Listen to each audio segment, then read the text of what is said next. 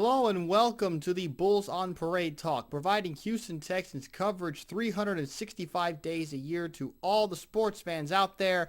I'm your host, Joshua Sines. The Houston Texans continue to improve as a team and play, as Bill O'Brien likes to say, complementary football, thus resulting in their second win of the season against the Oakland Raiders, 30-14, the final. Now we move ahead to week 3, where the Texans face the New York Football Giants, who overall have not had a very good start to their season, particularly in terms of wins and losses, as they are 0-2 to start their season. So with that being said, let's take a look at what are the signs to victory for each team, starting with, of course, the Houston Texans. Arian Foster continues to show everyone that he is still one of the best running backs in the NFL today. He carried the ball 28 times and racked up 138 yards on the ground. While Bill O'Brien did a much better job this time giving Alfred Blue and Jonathan Grimes a few more carries, the balance to me still isn't there. Arian Foster is not going to last the entire season if we keep giving him the bulk of the carries in the running game. Speaking of balance, the tight ends continue to be left out, which is probably due to injuries. However, we did get a nice surprise on Ryan Fitzpatrick's first touchdown pass, which was to J.J. Watt. I previously mentioned the possibility of using Jay Prosch as a second tight end to compensate. However, I completely overlooked the fact that J.J. Watt does have tight end experience from his early college days. So I wouldn't be surprised if we saw more of J.J. Watt at the tight end position, especially if one or two of our tight ends continue getting banged up. On the other side of the ball, the Texans will be facing a New York Giants football team that struggled protecting Eli Manning when under pressure by more than 4. When under pressure, Eli Manning has been known for making ill-advised throws, which plays right into the ball-hawking defense's hands. The same defense took the ball away from the Oakland Raiders 4 times, so we could definitely see more against the Giants. Speaking of the New York Giants, they need to get better at protecting Eli Manning. Eli has a tendency to get a bit nervous when under pressure. When watching film on Eli Manning, when his protection holds up, he is able to read the defense effectively and make the right decision consistently. One way to take the pressure off of Eli Manning and keep the defense honest is by establishing their running game and get the ball out of Eli Manning's hands fast.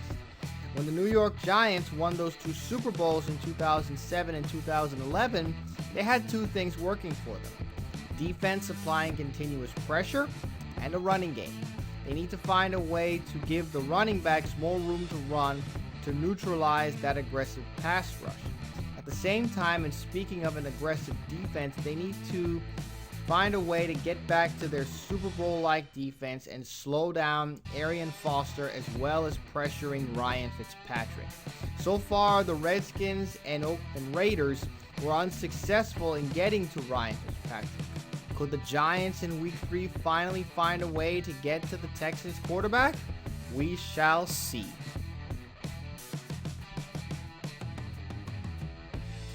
While the Giants need to worry about applying pressure on opposing quarterbacks, they first need to find a way to get their offense in a more consistent rhythm.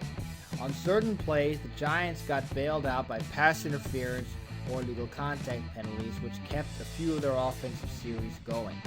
Perfect example is this play call with 2:49 to play in the third quarter on Arizona's own 26-yard line, which was overall well set up. However, the good setup was negated due to a bad throw and a pass interference call. The play was initially designed to hit Victor Cruz, who was lined up as the X-receiver on a post pattern. The coverage had one safety over the top, which normally means he'd be mainly responsible for covering the deep cross that the tight end Larry Donnell would run, thus clearing space for Victor Cruz over the top. All Eli Manning would have to do is to lead Victor Cruz toward the back of the end zone and be a touchdown catch for Victor Cruz. However, Eli Manning decides to try and lead him up rather than left. thus resulting in Victor Cruz attempting to adjust to the ball, causing Patrick Peterson to grab him, which led to a pass interference call which placed the Giants on the 1-yard line. Again, the play was set up nicely, it just needs to be executed properly. The Texans' defensive backs showed really good eye discipline against the Oakland Raiders, particularly on this play with 13:08 to play in the second quarter on Houston's 31-yard line. The play was very simple, 4 verticals. The Texans sent a zone blitz with cover 2 behind it. Overall, the Raiders picked up the blitz nicely. However, Derek Carr didn't try to look off Kareem Jackson at all, who had his eyes locked on Derek Carr since the play started. Drew threw it right into the zone that Kareem Jackson was covering, and Kareem simply jumped in front of the ball and picked it off. Overall, the pressure was just enough to force Derek to make a bad decision at the end of the day.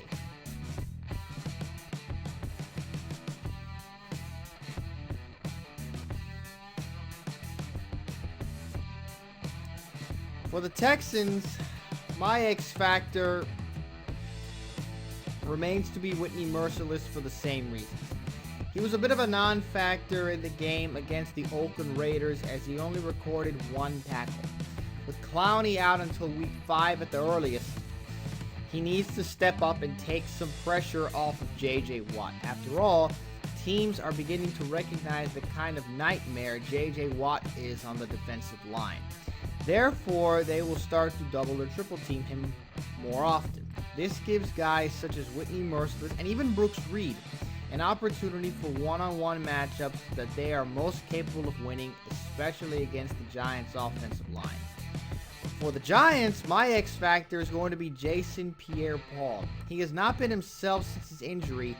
In reality, no player is really the same after a serious injury. However, without Justin Tuck, Jason Pierre-Paul needs to step up and find ways to be the disruptive force we all know him to be if the Giants want to be successful on defense.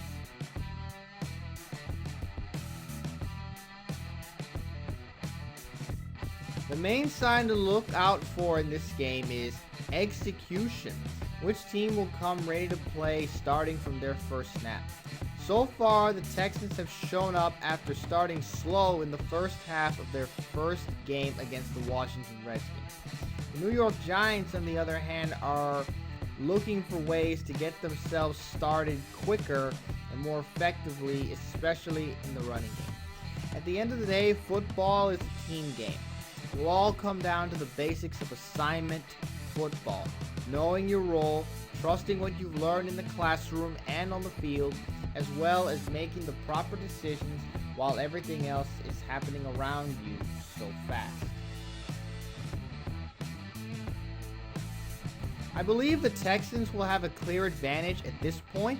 The Houston Texans are firing on all cylinders and don't look like they are slowing down, especially now that they have a new tight end in J.J. Watt. As long as the team remains consistent, as they have been demonstrating, the Texans should pull off a convincing win against a New York Giants team that is still trying to establish an identity that involves running the ball effectively to set up the pass, which is what the West Coast system is all about. This identity also includes a defense that gets after the quarterback consistently, and if the Texans keep running the ball effectively as they have been, I can't see the Giants getting their hands on Ryan Fitzpatrick. So there you go, ladies and gentlemen. With the way the Giants have been playing, it looks like their biggest issue right now is finding a comfort level with their new offense. It was basically a similar situation to what the Washington Redskins had going on entering the 2014 NFL season. I mean, let's face it, Eli Manning has been under the same offense for the majority of his career until this season with Ben McAdoo. On the other side, the Texans look solid and are only going to get better at this rate as the season goes on. But what do you think? Do you think the Texans can get better? Tell me why or why not in the comment section below. If you enjoyed, please leave a like on this video before you go. I always appreciate that. Be sure to keep up with the talk by following me on Twitter @BullsParadeTalk. Like the Bulls on Parade Talk Facebook page. Subscribe to this YouTube channel if you haven't already. Thank you, by the way, to those that have. As well as visiting my website, bullsonparadetalk.blogspot.com. Also stay tuned for the latest live episodes coming up on my podcast. Lots of good discussions on there. Links for all that will be in the description below. Hope to see you on there if you're not already. But in the meantime, this is your host Joshua Sines from Houston, home of the Texans, saying so long and see you next time right here on the Bulls on Parade Talk.